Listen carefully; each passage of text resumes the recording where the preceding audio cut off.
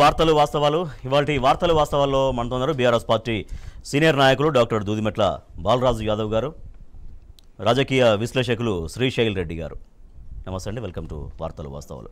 ఇక్కడ నిన్న ముఖ్యమంత్రి రేవంత్ రెడ్డి అలాగే డిప్యూటీ సీఎం బట్టి విక్రమార్క ప్రధానమంత్రి మోడీతో సమావేశమయ్యారు. ఆర్థికంగా రాష్ట్రాన్ని ఆదుకోండి, పెండింగ్ నిధులు ఇచ్చి విభజన హామీలు నెరవేర్చండి అంటూ, దాంతోపాటుగా పాలమూరు రంగారెడ్డికి జాతీయ హోదా ఇవ్వండి అంటూ రాష్ట్రానికి సంబంధించినటువంటి వినతులు చేశారు.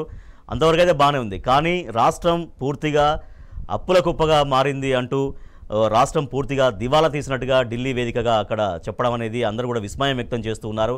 ఇది పెట్టుబడుల మీద, రాష్ట్ర ఆర్థిక పురోగతి మీద రాబోయే రోజుల్లో చాలా ప్రభావం చూపిస్తుంది అంటూ కూడా ఒక విస్మయం, ఒక ఆందోళన వ్యక్తం చేస్తున్నారు పరిశీలకులు, రాజకీయ విశ్లేషకులు కూడా.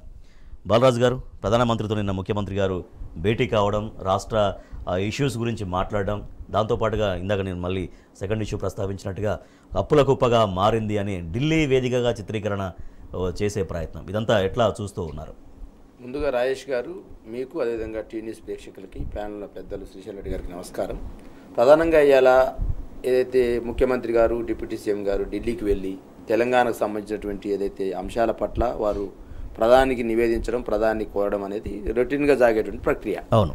ఆ క్రమంలోనే ఢిల్లీకి వెళ్ళిన సందర్భంలో మరి ముఖ్యమంత్రి గారికి, డిప్యూటీ సీఎం గారికి అనేక ప్రశ్నలు సంధించారు అక్కడ విలేకరులు కానీ, అక్కడ ఉన్నటువంటి వాళ్ళు. మీరందరూ కూడా రాష్ట్రం మొత్తం అప్పుల కుప్పలైంది, రాష్ట్రం మొత్తం అప్పులపాలని చెప్తా ఉన్నారు, ఏ విధంగా మీకు ఇన్వెస్ట్ వస్తాయని చెప్పేసి అంశాన్ని ఇలా పత్రికా విలేకరులు సీనియర్ జర్నలిస్ట్ మందించడం జరిగింది. వాళ్ళంటేనే ముఖం చాటేయడం జరిగింది. నేను ఏమంటున్నానంటే, తెలంగాణ ప్రాంతంలో జరిగినటువంటి ఏదైతే అభివృద్ధి ఏదైతే ఉందో, అంటే వాస్తవాన్ని వాస్తవంగా చూపించకుండా ప్రజల ముందు దీన్ని అబద్ధాలుగా చెప్పేసి ఈ రాష్ట్రం అంతా అప్పుల కుప్పైంది కాబట్టి మీరు రేపు జరగబోయే సంక్షేమ కార్యక్రమం అమలు చేయాలనేటువంటి చేతులు ఎత్తేసే కార్యక్రమంలో భాగంగా ఏదైతే అసెంబ్లీలో ఈ యొక్క పత్రాలు చదవడం అనేది వినిపించినారు వీళ్ళు. వాస్తవానికి శ్వేతపత్రాల పేరుతోటి ఏంటంటే వాళ్ళు వేసిన కార్యక్రమాలు ఏదైతే ఇచ్చినారు, 421 హామీలు ఇచ్చినారు. వాస్తవానికి ఆ 421 హామీలని దాటేయడం కోసం కావచ్చు, అదేవిధంగా అమలు చేయలేని పరిస్థితులు ఇవన్నీ కూడా శ్వేతపత్రాల పేరుతో ఒక 10 రోజులు గడిపినారు. ఇప్పటికీ వారు 100 రోజుల గ్యారంటీలో 100 రోజులు అమలు చేస్తామని చెప్పినారు. ఇప్పటికి ఆల్రెడీ 20 రోజులు అయిపోయింది. రేపు ఆల్రెడీ 28వ తారీఖు నుంచి పత్రాల స్వీకరణ జరుగుతూ ఉంది. 6వ తారీఖు కూడా చేస్తూ ఉన్నారు. అంటే అప్పటికి 6వ తారీఖు అంటే 30 రోజులు అయిపోతుంది. ఆ పత్రాల స్వీకరణ, వాటికి సంబంధించినటువంటి క్లారిఫికేషన్ తీసుకోవడం మళ్ళీ 10 రోజులు పడుతుంది. అంటే వీళ్ళు అమలు చేయడం కోసం నెల 60 రోజులు మాత్రమే ఉంటుంది. 60 రోజుల్లో పార్లమెంట్ ఎలక్షన్స్ వస్తాయి. కాబట్టి పార్లమెంట్ ఎలక్షన్స్ కోసము, ఆ దాటవేయడం కోసమే ఈ కార్యక్రమాన్ని స్వీకారం చుట్టారని నేను భావిస్తూ ఉన్నా. వాస్తవానికి రాజేష్ గారు, మనం ఏమంటే ప్రధానమంత్రి మోదీ దగ్గరికి పోయిన తర్వాతకి వీరు చెప్పినట్టు అప్పుల కుప్పలుగా అయినారు. మరి 1,52,000 కోట్లు అప్పులు చేశారు కదా వాళ్ళు కూడా. మరి 70,000 కోట్ల నుంచి 1,52,000 కోట్లు ప్రధానమంత్రి అప్పు చేసినారు. మరి తెలంగాణలో కూడా అప్పు చేసినట్టు మాట్లాడుతూ ఉన్నారు కదా. మరి తెలంగాణ అప్పుల 150 లక్షల కోట్లు సారీ 170 అంటే 150 లక్షల కోట్లు అప్పు వారు చేసినారు. ఇక ఈయన చెప్తా ఉన్నారు తెలంగాణ అప్పులు అని చెప్పేసి మాట్లాడుతూ ఉన్నారు. కాబట్టి ఇంకోటి కూడా పరిస్థితి సోషల్ మీడియాలో పత్రిక తిరుగుతూ ఉంది. రేవంత్ రెడ్డిని ఇక్కడ కూడా కాంగ్రెస్ పార్టీ నమ్మతలేదట. ఎందుకు నమ్మతలేదు అంటే, రేవంత్ రెడ్డి గారికి సంబంధించి మోదీ గారికి ఒకరే పోవాలి అపాయింట్మెంట్ వాస్తవానికి. కానీ తదనంతరం అంటే బట్టి విక్రమార్కతో పోతేనే మీరు పంపిస్తామని చెప్పేసి కాంగ్రెస్ పార్టీ చెప్పిందట. ఈ పత్రికల్లో సోషల్ మీడియా తిరుగుతూ ఉంది. కాబట్టి ఇంకా కూడా రేవంత్ రెడ్డిని కానీ, రేవంత్ రెడ్డి సంబంధించిన నాయకత్వం ఇంకా వస్తుంది. ఎందుకంటే వారు అనేక పార్టీలు మారారు. అంటే ఏబీపీ నుంచి ఆర్ఎస్ఎస్ నుంచి మిగతా పార్టీలు మారి ఇలా కాంగ్రెస్లోకి వచ్చారు. కాబట్టి కాంగ్రెస్ పార్టీ కూడా నమ్మే పరిస్థితి లేదు. కాబట్టి మల్లు బట్టి విక్రమార్క ఎంటదూలినారు. ఇంకో అంశం కూడా తెరదేపి తీయాలి. సోషల్ మీడియా నడుస్తుంది. అదైతే మరి అది నిజమా కాదనే తెలియలే కానీ ఇంకో మాట కూడా నేను చెప్పాలి. మనం ఏంటంటే, ప్రధానమంత్రి మోదీకి అనేక సార్లు తెలంగాణ తొలి ముఖ్యమంత్రి కేసీఆర్ గారు అనేక సార్లు అప్పీల్ చేసినారు. నేను చెప్పింది కాదు. 2014లో తెలంగాణ రాష్ట్రం ఏర్పడ్డప్పుడు పునర్విభజన చట్టం అనేది ఉన్నది. ఆ పునర్విభజన చట్టంలో అనేక హామీలు తెలంగాణ ప్రాంతానికి ఇచ్చినారు. తెలంగాణ ప్రాంతానికి ఇచ్చిన పునర్విభజన చట్టం హామీలు ఇంతవరకు కూడా భారతీయ జనతా పార్టీ అమలు చేయలేదు. అమలు చేసే క్రమంలో తెలంగాణ ప్రభుత్వం కేసీఆర్ గారు కొట్లాడుతూ ఉంటే నిమ్మకు నీరెత్తున వివరించింది కాంగ్రెస్ పార్టీ. మరి ఆ రోజు మీరు కొట్లాడితే ఈ రోజు మేము అడిగేందుకు ఆస్కారం ఉండేది. కనీసం ఒక్క ఎంపీ కానీ మరి అలా తెలంగాణ ఇచ్చినామన్న కాంగ్రెస్ పార్టీ, మరి ఆ మద్దతు తెలిపిన భారతీయ జనతా పార్టీ అమలు చేయనప్పుడు, అధికారంలో భారతీయ అమలు చేయనప్పుడు మరి కాంగ్రెస్ పార్టీగా ఆ రోజు మేము పెట్టినాము, ఎందుకు అమలు చేయని చెప్పేసి ఒక్క ప్రతిపక్ష ఎంపీ, ప్రతిపక్ష నేత మాట్లాడి రాహుల్ గాంధీ ఎప్పుడైనా మాట్లాడిందా? ఎందుకు బయ్యారు ఉక్కు కర్మాగారాన్ని ఇవ్వరని అడిగిర్రా? అదేవిధంగా ఎందుకు కాజిపేట రైల్వే కోచ్ ఫ్యాక్టరీ చెప్పిర్రా? ఐటీఆర్ రద్దు చేస్తే ఎందుకు రద్దు చేస్తారని అడిగిర్రా? వీళ్ళు ఈ విధంగా అడగకుండా మళ్ళీ ఇలా పోయి మేము అడుగుతున్నామని చెప్పేసి ఎట్లా నమ్ముతారు భారతీయ జనతా పార్టీ వీళ్ళని? కాబట్టి ఇలా ఖచ్చితంగా తెలంగాణ ప్రజలు వీళ్ళ యొక్క సోయిని, వీళ్ళ యొక్క ఆలోచన విధానాన్ని తెలంగాణ పట్ల వీళ్ళకున్న స్థితిని Right, okay. గమనించాల్సిన అవసరం చెప్పి టీ న్యూస్ ద్వారా చెప్తారు. శ్రీశైల్ రెడ్డి గారు, మొన్నటిదాకా బీఆర్ఎస్ ప్రభుత్వంగా ఉన్నప్పుడు ముఖ్యమంత్రి గారు కేసీఆర్ గారు అనేక సందర్భాల్లో ప్రధానమంత్రి గారికి రిక్వెస్ట్లు పెట్టారు, విభజన సమస్యలు పరిష్కరించండి, నిధులు ఇవ్వండి అంటూ. సరే, అది అయిపోయింది. ఇప్పుడు ముఖ్యమంత్రి రేవంత్ రెడ్డి గారు మళ్ళీ కూడా అదే సమస్యలు ఆయన ముందు ఉంచారు. ఎట్లా కేంద్రం పరిష్కరించాల్సినటువంటి అవసరం ఉంది రాష్ట్రాన్ని ఆదుకునే విధంగా, నెంబర్ 1 పాయింట్. కానీ నెంబర్ 2, అప్పుల కుప్పగా మారింది అంటూ ఇక్కడ అసెంబ్లీలో శ్వేతపత్రాలతో రాష్ట్ర ప్రజలకు చెప్పడం, తర్వాత ఇప్పుడు దేశ స్థాయిలో ప్రధానమంత్రి కూడా అదే చెప్పడం అంటే పెట్టుబడుల మీద, రాష్ట్ర ఆర్థిక పురోగతి మీద రాబోయే రోజులకు సంబంధించి నిజంగా ప్రభావం ఏ మేరకు చూపే అవకాశం కనిపిస్తుంది? ముందుగా రాజేష్ గారు మీకు నమస్కారం, డాక్టర్ బాలరాజ్ అన్నకు, ప్రేక్షకులకు అండ్ తెలంగాణ సమాజానికి అందరికి కూడా నమస్కారం. ఆకలి రాజ్యం అనే పేపర్ ఆకలి రాజ్యం అనే సినిమా వచ్చింది గతంలో. అందులో ఢిల్లీకి చేరినాము దేహి దేహి అంటున్నాము అనే ఒక లైన్ ఉంటుంది. అవును. ఈరోజు ముఖ్యమంత్రి గారు, ఉప ముఖ్యమంత్రి గారు ఢిల్లీలో పోయి ఆ అడుక్కు తినే పని చేసిండ్రు. మేము మొత్తం దివాలా తీసినాము, మొత్తం అప్పుల పాలైనాము, మీరు ఏమైనా చేయండి మహాప్రభు అని అడుక్కు అనే ప్రోగ్రాం చేసిండ్రు. అది ఎవరు కూడా గౌరవించరు, సహించరు. ఈవెన్ మోడీ గారు కూడా నవ్వుకుని ఉంటారు వీళ్ళని చూసి. ఎందుకంటే గత 10 సంవత్సరాల్లో, ముఖ్యంగా గత 6-7 సంవత్సరాల్లో, మొన్న కేటీఆర్ గారు శ్వేతపత్రంలో ఇస్తూ చెప్పినట్టుగా మొదట 2 ఏళ్ళు 3 ఏళ్ళు కరోనా వీటి వల్ల పోతే నికరంగా 6.5 సంవత్సరాల్లోనే తెలంగాణ ఇంత అభివృద్ధి చెందింది.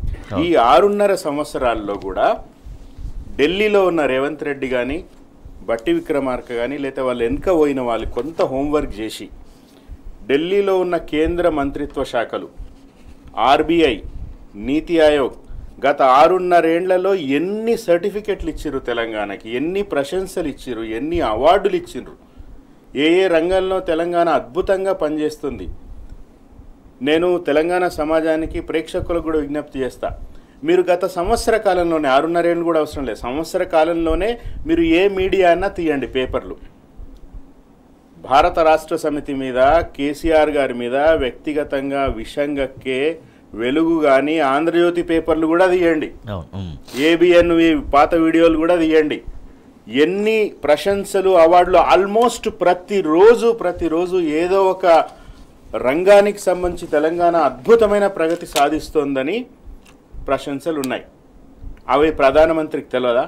తెలంగాణ ఎంత, ఒక సంవత్సరంన్నర క్రితము హైదరాబాద్ వచ్చినప్పుడు ప్రధానమంత్రి నరేంద్ర మోడీ గారు స్వయంగా హైదరాబాద్ కానీ తెలంగాణ కానీ ఎంత డెవలప్ అవుతుందనే మాట ఆయన మీటింగ్లో మాట్లాడిండ్రు ప్రధానమంత్రి కూడా. ఈరోజు వాళ్ళు నవ్వుకుంటారు, వీళ్ళని నమ్మరు. తెలంగాణ ప్రజలు ఇప్పుడిప్పుడే వాళ్ళకి అర్థమవుతా ఉంది 6 గ్యారంటీల పరిస్థితి ఏమవుతుందో అనేది. ఈ ఆర్టీసీ బస్సులో ఉచిత ప్రయాణం అనేది డిబాకిల్ అయిపోయింది, కర్ణాటకలో జరిగింది. రైతు బంధు మనము కేసీఆర్ గారు ఎన్నో సభల్లో చెప్పినట్టుగా, పార్టీ నాయకులు ఎన్నో చోట్ల చెప్పినట్టుగా, ఎవరికైతే పాస్ పుస్తకం ఉందో వాళ్ళకి ఆటోమేటిక్గా వేరే ఏమి చూడకుండా రైతు బంధు పైసలు పడినాయి.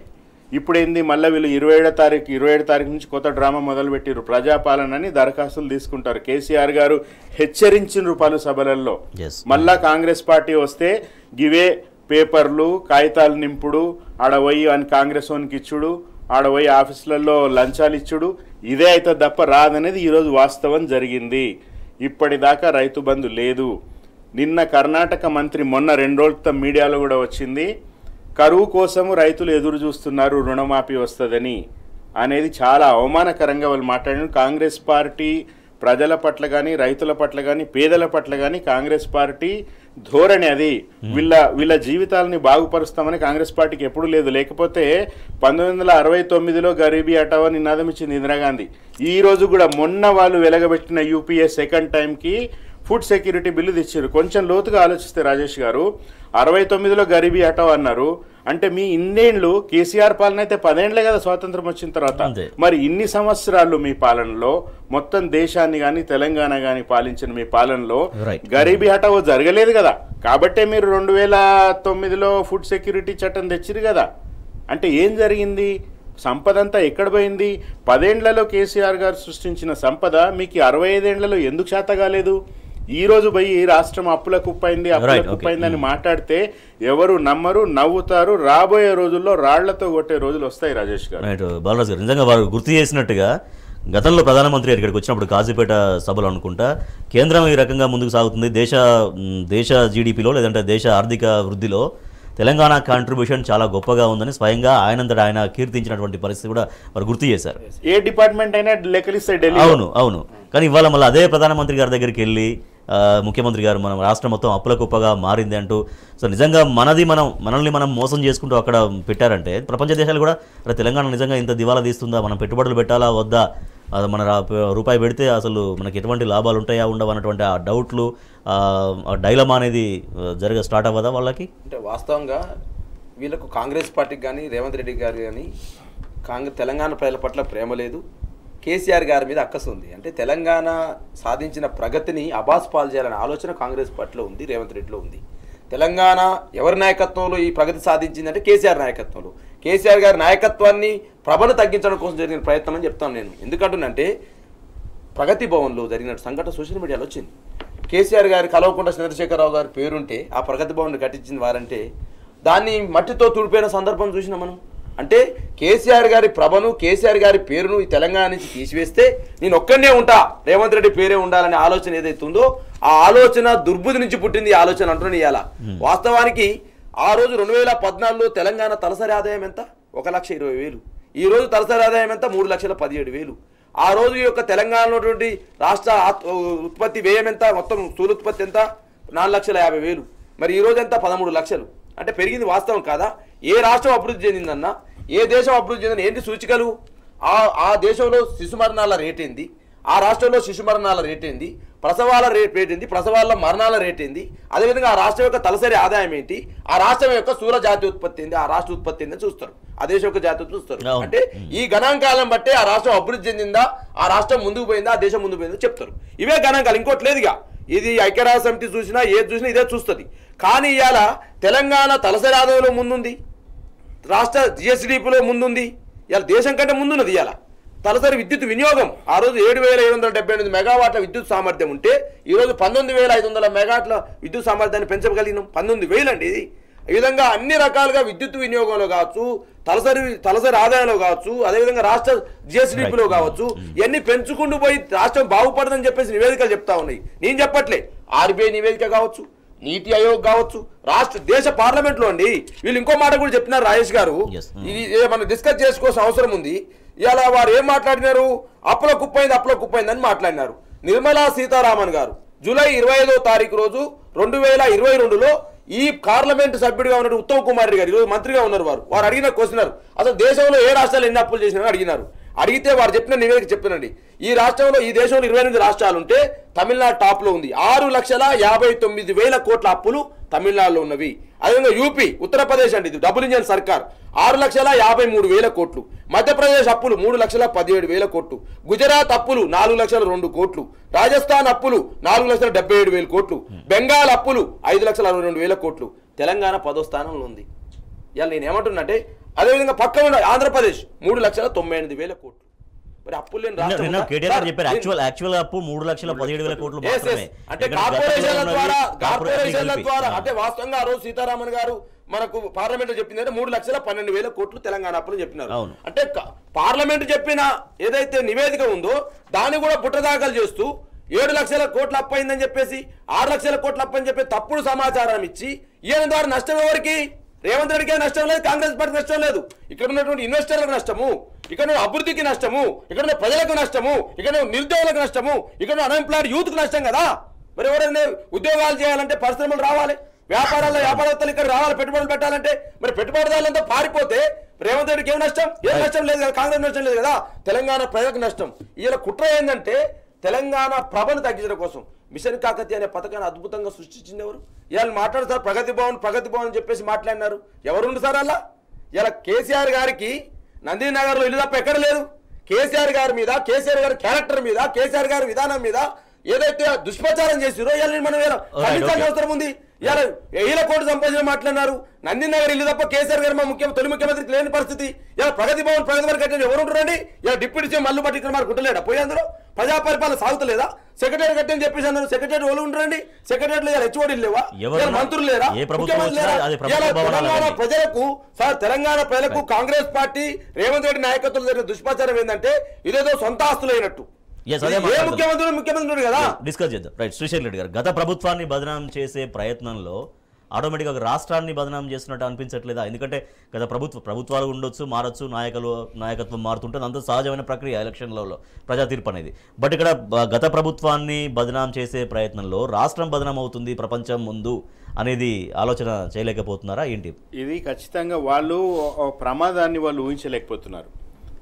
ఇప్పుడు ఆల్రెడీ కాంగ్రెస్ పార్టీ ఇచ్చిన 6 గ్యారంటీలు అమలు కావాలంటే అది కింద మీద పడ్డా సాధ్యం కాదు. ఎందుకంటే గత 10 సంవత్సరాల్లో మన బీఆర్ఎస్ పాలనలో కేంద్ర ప్రభుత్వం నుంచి రావాల్సిన నిధులు వాళ్ళు మనకు సరిగ్గా ఇయ్యలే.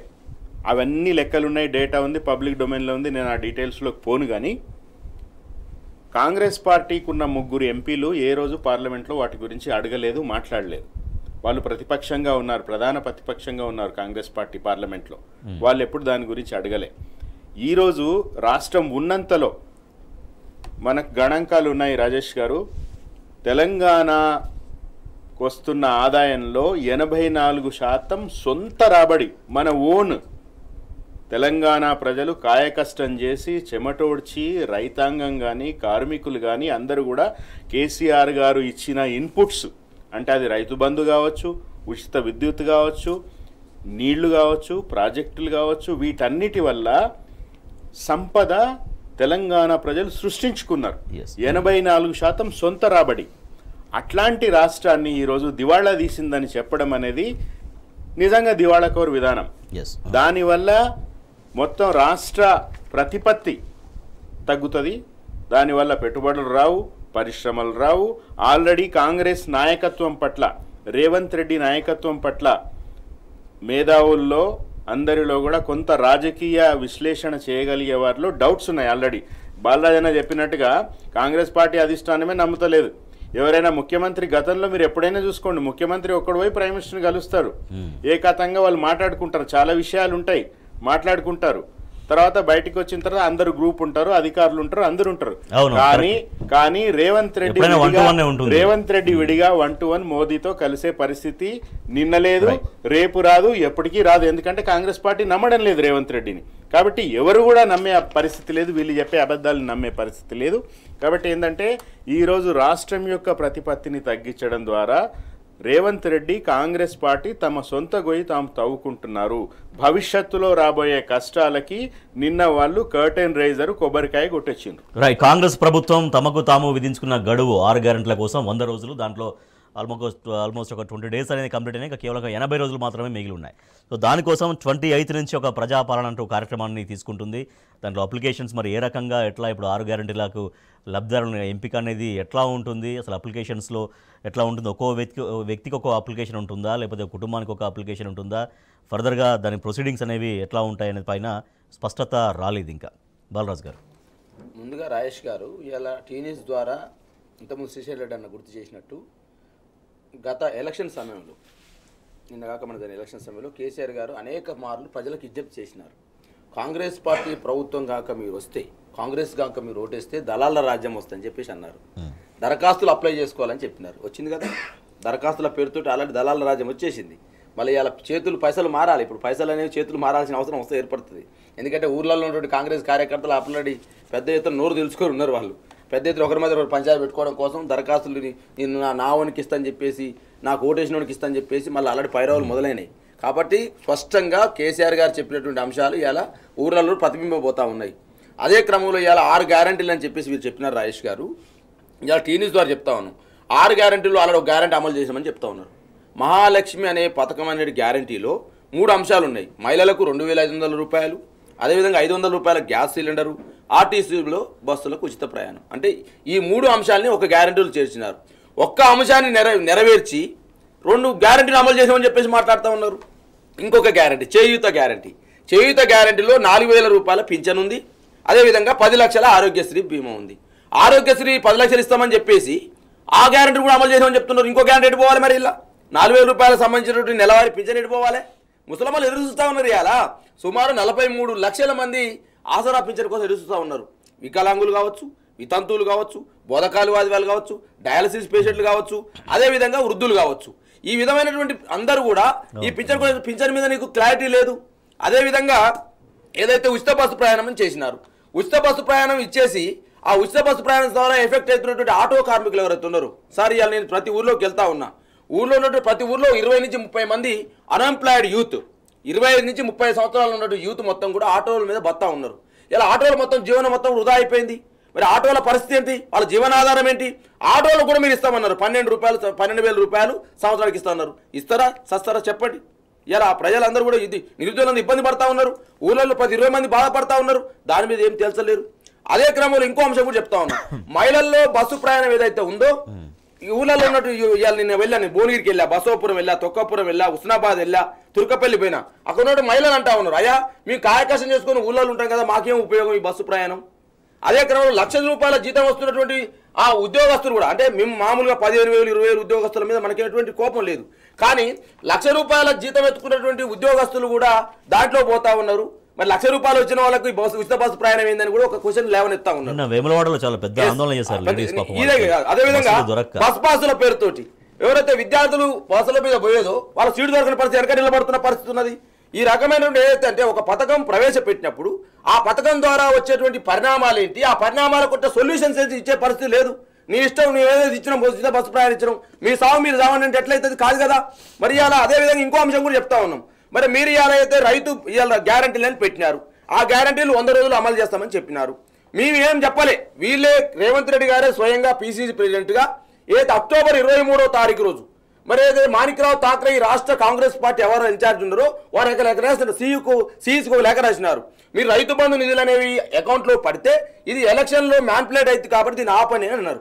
ఆపిన తర్వాత నవంబర్ 28వ తారీఖు రోజు వేయండి అని చెప్పేసి ఈ సిఈసి అనుమతి ఇచ్చింది. ఆ ప్రభుత్వం అనేక అప్పీల్ చేస్తే అనుమతి రేవంత్ రెడ్డి మళ్ళీ ఆపిండు. ఏమని చెప్పినారో ప్రెస్ మీట్ లో, మీరెవ్వరు కూడా రైతు బంధు నిధులు తీసుకోకండి, 7,500 రూపాయలు మీ అకౌంట్లో వేయబోతున్నాం. ఎప్పుడు వేయబోతున్నాం? డిసెంబర్ 9 మా అభిమాన నాయకురాలు సోనియా గాంధీ జన్మదినం అన్నారు. మరి సోనియా గాంధీ మీ అభిమాన నాయకురాలు కూడా దోకా చేశారు కదా. మీ అభిమాన నాయకురాలు జన్మదినం రోజు రైతు భరోసా నిధులు అకౌంట్లో పడుతున్నారు, ఇంతవరకు పడలే పరిస్థితి. రైతు రుణమాఫీ డిసెంబర్ 9 పడుతున్నారండి, 2 లక్షల రుణమాఫీ రైతులకు పడుతుందని చెప్పేసి ఇంతవరకు రుణమాఫీ లేదు. అదే విధంగా మేము అడుగుతా ఉన్నాం, ఆసరా పింఛన్ లేదు.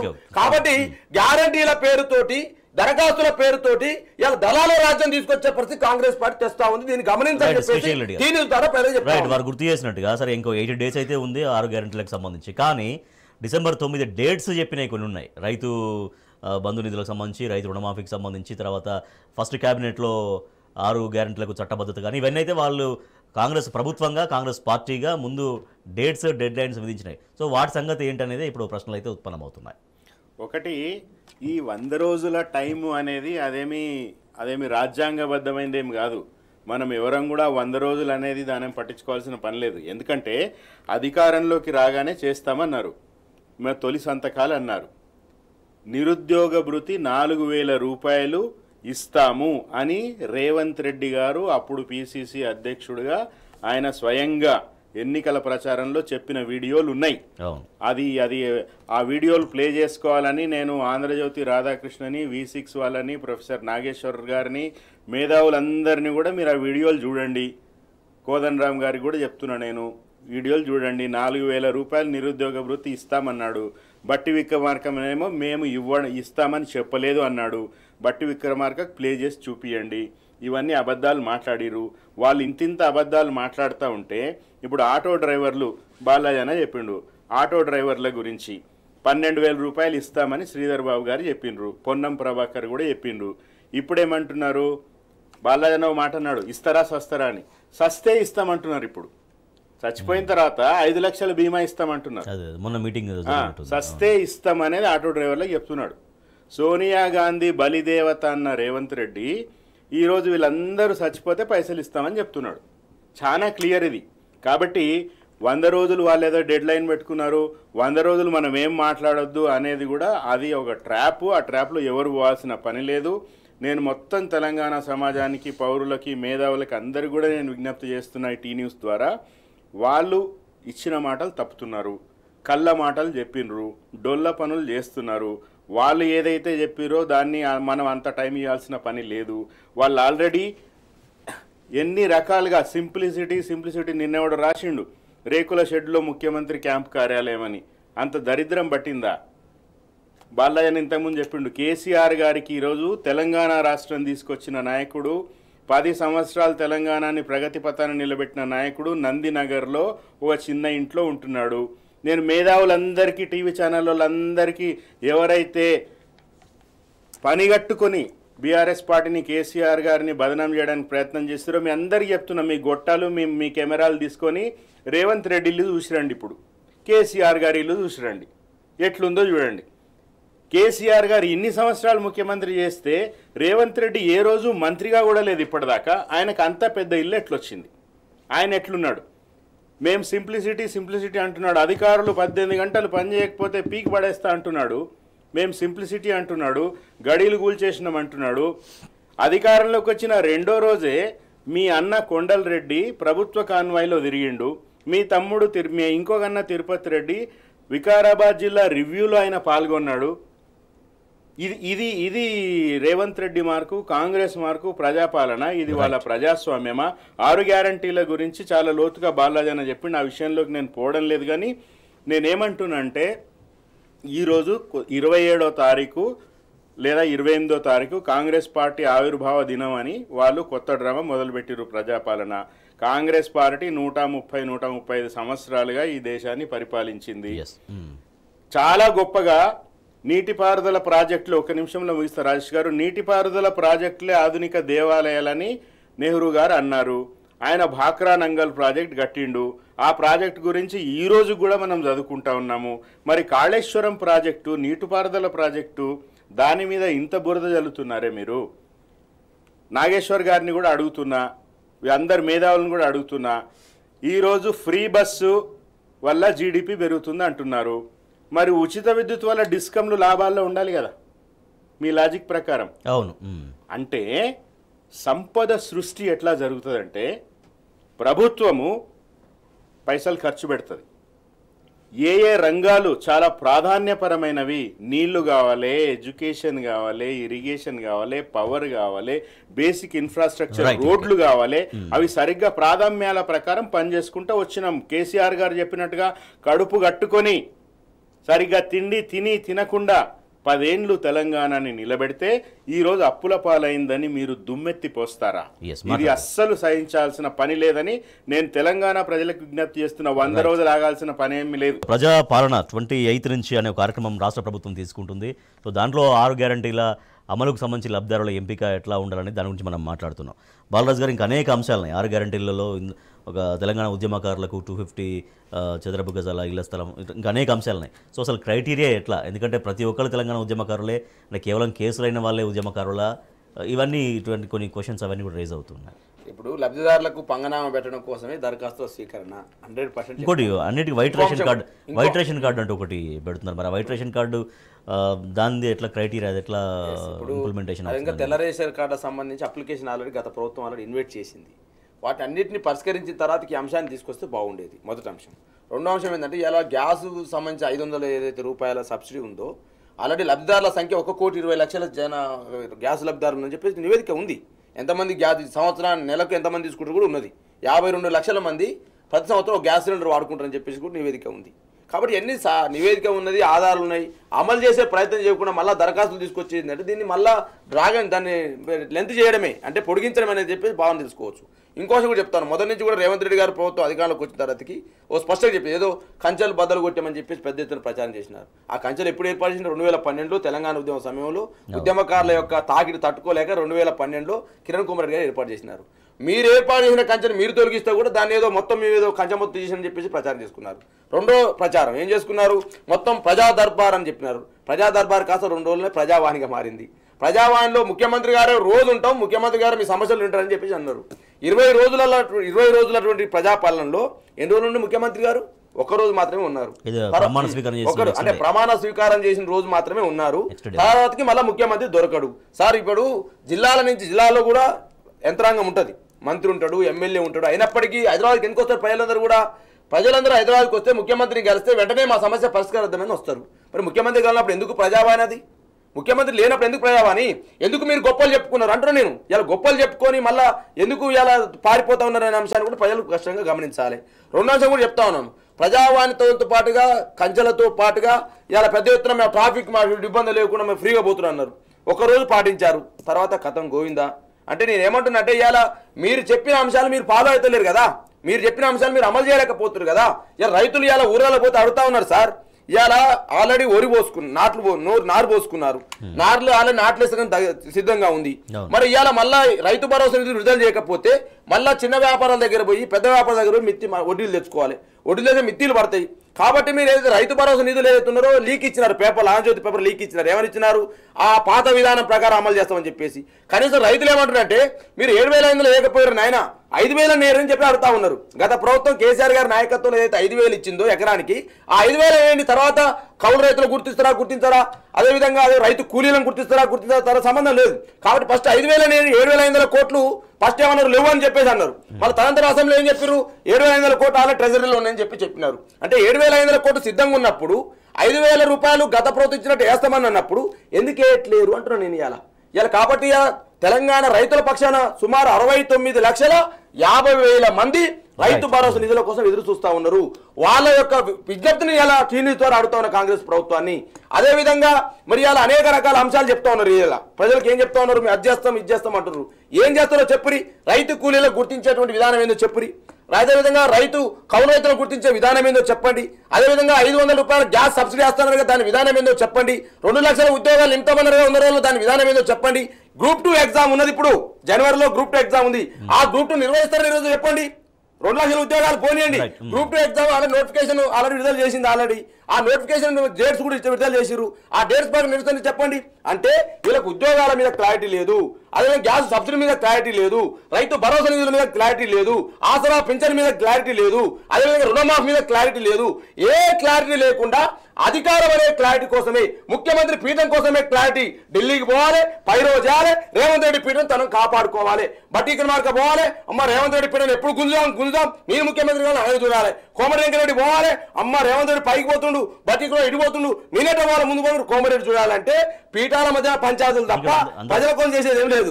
యూనిట్ లేదు, పాలేదు. యూనిట్ ఎక్కడిది? ఇద్దరు ఎందుకు పంపుతారు? ఇంకా ముఖ్యమంత్రి చెప్పినట్టు ఇప్పుడు యూనిట్ ఉంటే ఇద్దరు ఎందుకు పంపుతారు? ఒకరే పోతుంది కదా.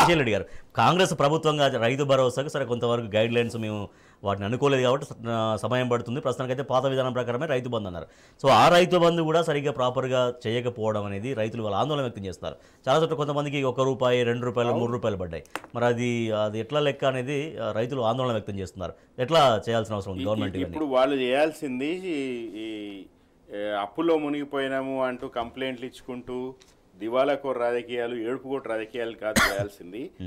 ఈ ఇంతకుముందు మీరు అన్నట్టుగా ఏది మేము కంచెలు బదులు కొట్టినాము, పెట్టిన కంచెలు మీరే బదులు కొట్టిరు, కేసులు ఎత్తేస్తున్నాము, కేసులు పెట్టిందే మీరు తెలంగాణ ఉద్యమం సమయంలో. ఎవరు గవర్నమెంట్లో ఉన్నారండి 10 ఏళ్ళు? కేసులు పెట్టిందే మీరు. తర్వాత ఇప్పుడు ఆల్మోస్ట్ కేసులు కూడా ఎత్తేసినట్టు ఉంది. ఒక 5-6 కేసులు అవి కూడా రైల్వేకి సంబంధించిన కేసులు అవన్నీ ఉన్నాయి. మొత్తం కేసీఆర్ గవర్నమెంట్ 2,500 ఎన్నో కేసులు ఉంటే కొన్ని కేసులు అవి కూడా మన పరిధిలో లేని కేసులు తప్ప అన్ని కేసులు ఎత్తేసిరు కేసీఆర్ గారు. ఆయన ఉద్యమకారుడు, ఆయన ఎట్లా ఊకుంటాడు? మొత్తం కేసులన్నీ ఎత్తేసిరు. సో ఇవన్నీ డ్రామాలు. వీటికి అప్పిపుచ్చుకోవడానికే టోకెనిజం అంటారు పాలిటిక్స్లో. అంటే ఏంది?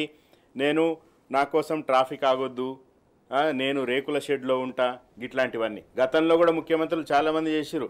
నేదురుమల్లి జనార్దన్ రెడ్డి సీఎం కాగానే నా కోసం ట్రాఫిక్ ఆగొద్దు అన్నాడు.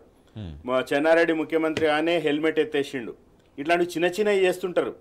వాళ్ళ భజన పరులు ఉంటారు కదా మీడియా వాళ్ళు, మురిసి ముక్కలై రాసుకోవడానికి ఇట్లాంటివి చేస్తుంటారు.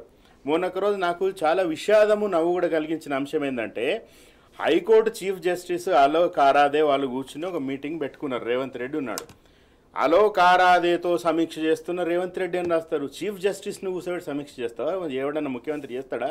ఈ మీడియా వాళ్ళకి బుద్ధి ఉండాల్సిన పని లేదా? అంత మైమరుపా, అంత అక్కసా మీకు కేసీఆర్ గారి మీద? సో ఇవన్నీ ఈరోజు రైతుల గురించి, నిరుద్యోగుల గురించి అన్న చెప్పినట్టుగా రేపు జనవరి 5-6 తారీఖులు గ్రూప్ 2 ఎగ్జామ్ ఉంటుందా పీక్తుందా అనేది తెలియదు.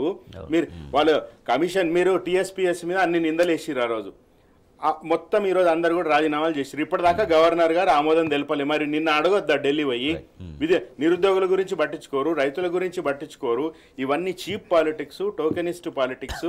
ఇవన్నీ వాళ్ళ కొత్త దేవుణ్ణి చూసి మురిసిపోయే మీడియా వాళ్ళకి, మేధావులకి నచ్చుతాయేమో తప్ప తెలంగాణ సమాజం ఎవడైనా రైతు, ₹1 వచ్చిన రైతు అరే రేవంత్ రెడ్డి ట్రాఫిక్ ఆపుతలేడు భయ్ అని సంతోషిస్తాడా రైతు? ఈరోజు గ్రూప్ 2 ఎగ్జామ్ ఉంటుందో లేదో తెలియని వాడు ఆగుతాడా? ఈరోజు ఆటో డ్రైవర్లు రేవంత్ రెడ్డి రేకుల షెడ్లో ఉన్నాడు భయ్ అంటే వాడిని కడుపు నిండుతుందా? ఇవి పిచ్చి పనులు, ఇవన్నీ ఊరికే తూతూ మంత్రాలు కాదు. సీరియస్గా మీకు ఈరోజు ప్రజలు అధికారం ఇచ్చిండ్రు. అది కూడా మీకు మిడిసిపాటు అవసరం లేదు. బొటాబొట్టి మెజారిటీ 3 ఎమ్మెల్యేలు ఎక్కువ ఉన్నారు మీకు మెజారిటీ కంటే. సో అంత మిడిసిపాటు అవసరం లేదు. మీరు పెద్దగా మీరు ఏంటంటే కొన్ని మేము మొన్న కేటీఆర్ గారు స్వేదపత్రం టైంలో చెప్పినట్టుగా ఉద్యోగాల కల్పనలో కానీ, ప్రభుత్వ ఉద్యోగులకు సంబంధించి కానీ బీఆర్ఎస్ ప్రభుత్వం ఏం చేసిందో ఎఫెక్టివ్గా చెప్పలేకపోవడం వల్ల, మీరు మాయమాటల 6 గ్యారంటీల వల్ల 3 ఎమ్మెల్యేలు ఎక్కువ వచ్చి ఈరోజు ప్రభుత్వంలో ఉన్నారు. అంత మిడిస్పాట్ అవసరం లేదు. మీరు ప్రజా సేవకులుగా ఉండండి. ఇప్పటికి 6 గ్యారంటీలు అర్జెంటుగా మీరు అమలు చేయండి. డ్రామాలు చేయొద్దు. గమనించాలని తెలంగాణ సమాజాన్ని, మేధావులని కోరుతా ఉన్నాను. Right. Thank you so much Srishail Reddy గారు. Thank you so much doctor Doodimetla Balaraju Yadav గారు. ఇది ఇవాల్టి వార్తలు వాస్తవాలు. చూస్తూనే ఉండండి టీ న్యూస్.